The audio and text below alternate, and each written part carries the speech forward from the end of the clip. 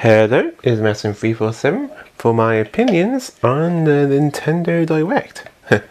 Or pretty much the E3 presentation. But it's just called Nintendo Direct. Anywho, pretty good.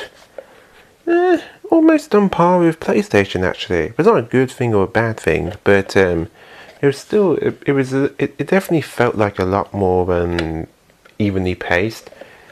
One thing I did like compared to some of the other presentations is that I didn't talk about, but it was nice when they talked about what games mean to them and stuff, but first I felt it was kind of a time waster. They just went straight in and started talking about the games. They only mentioned a few games which were out before, like that new Pokemon Go game for Nintendo Wii, for the Wii, Nintendo Switch. Basically, they're just reminding you when the game is coming out. Along with a few other games as well, like Xenoblade Chronicles 2. Apparently they've added like a new scenario, kind of like a prequel to like the main story that's coming out like in September, so there's actually to look forward to, I suppose. But I haven't played Xenoblade Chronicles in ages.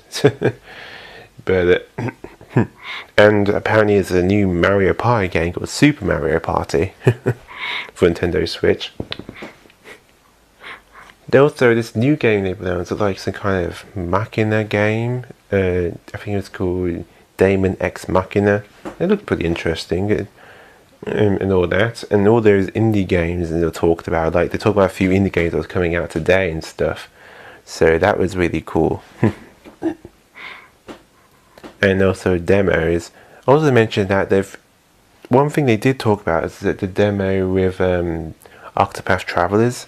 Is that if you play that demo, then the data itself will cross over towards your main game or something or whatever. So that seems interesting if that's the case. If that is the case, I might actually try it there for myself and show it off to you guys because it looks pretty cool. Plus, there's one other game I did get for Nintendo Switch, and I haven't played it yet, but that's what I'm going to play off screen. It's a bit of a distraction. Oh, right, they also showed off a new Fire Emblem game. Yeah, and it looks absolutely amazing. It looks like the combat's actually evolved. Like, when you're doing, like, one-on-one fights, it's actually, like, armies. You're actually controlling armies now. There's actually literal armies behind you fighting alongside. It's like their special formations. It looks absolutely beautiful. Like, drop-dead gorgeous. So, yeah, I cannot wait for that. But we won't get that until literally next year. I'm not talking about like early 2019. I mean like literally next year. It said spring 2019, so that's a long ass wait. But now or never, if I'm glad I have a Nintendo Switch, because you know I'm a huge fan I am. So yeah, I'm definitely going to be recording that game when that comes out. Make no mistake, and it will be with live commentary. All Fire Emblem games I do always be with live commentary because I just like Fire Emblem series that much. So yeah, that is pretty awesome. But of course, they saved the best for last. Super Smash Bros. Ultimate. Yep, new Smash game coming out, and this one is quite a doozy because unlike all the other Smash games, where you had certain characters come back from other games or taken away, this one has literally every single character in the game from every Smash game put in one, including DLC, which is ridiculous. And that doesn't even include the two new characters, like the one with Splatoon and one other one, which I'm not going to say. You got to watch for yourself in the direct, because it was a gigantic, like wow, couldn't have added that guy in. But it looks awesome. They pretty much like rework some of the characters. Some of them even have new ultimates and all that. So that's really cool. Some of them have been tweaked or improved as in the ultimates. Some of them are new ultimates. Some of them they've just added aesthetically, which is really cool. And they've also added some of the characters that feel like they're actual clones of others. They dubbed as echo characters. Like there's Dark Pit, who's like an echo character of Pit, for example. They've also made an echo character of Princess Peach, Princess Daisy. Yeah, she's kind of like an echo character. Basically, the moves are almost the same, but aesthetically they're going to look a bit different, which is pretty cool. But yeah, It's coming out though, December the 7th. Yes, this year. So, wow. I don't know if I'm going to get that early or maybe the Christmas, but I don't know if I did get it for Christmas Day. I don't think I'll be playing all the other games. I'm too hooked on that one. So, yeah. But man, oh man, looks like they're really going out this time. Really going out. But yeah, I'm really, man, a new Fire Emblem game. I still haven't finished Fates actually. Yeah, I should finish playing Fates first and then get Echoes and then I feel like caught up. But yeah. Overall though, I give it an A plus. Yeah. Again, looks like Nintendo's won, but only barely. It isn't like a landslide. Just that the way the presentation was, it felt like a lot more smoother. It was certainly had those strange intermissions for some reason, which just felt off to me. It certainly felt like a lot more smooth, but that's only because it's like pretty much like a Nintendo Direct. They're used to these. They do a lot of directs and stuff during like certain season and stuff, talking about their games or downloads. So they're a lot more used to presentations compared to others. They don't, because Sony doesn't do it nearly compared. Other companies don't do it nearly compared to Nintendo, their showcases. So it pretty much makes it easier for them to like talk it over and all that. So that's a kind of an advantage. So that's definitely like an A plus. But I hope you guys have been checking out these conferences as well. I mean, based on YouTube and all that.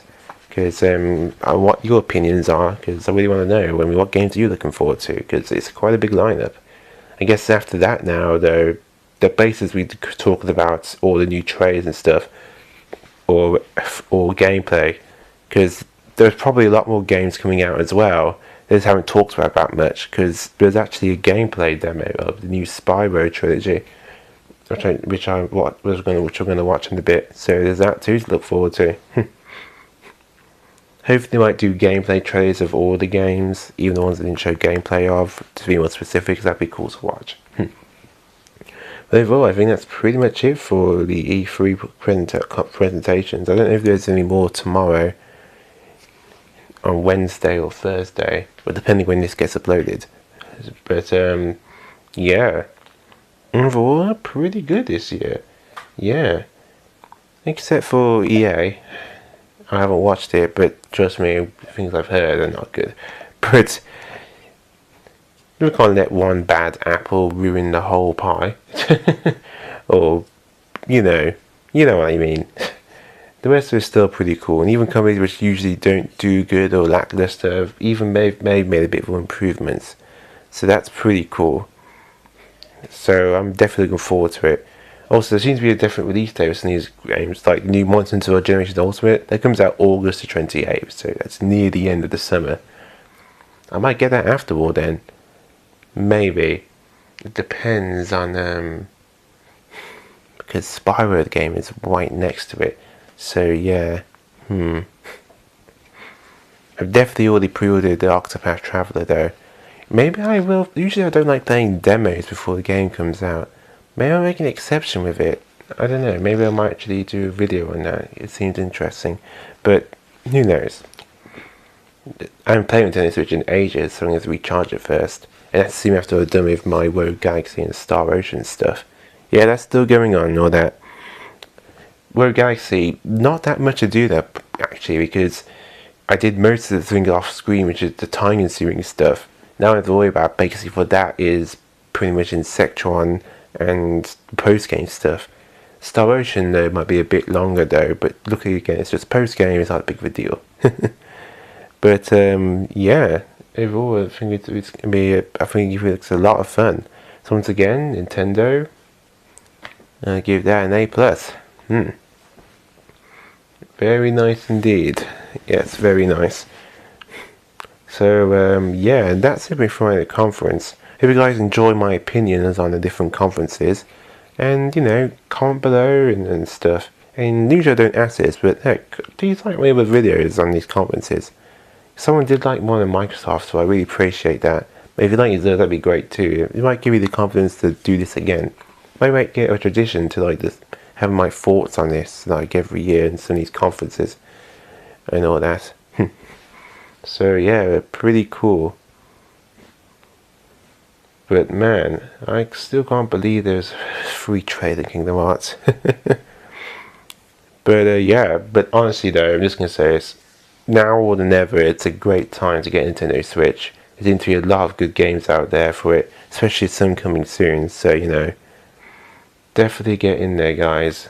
Yeah, because I'm glad I got my Nintendo Switch last year. I don't know a ton of games for it, but I'm still glad I bought it now. Really glad. I feel like really happy that I did.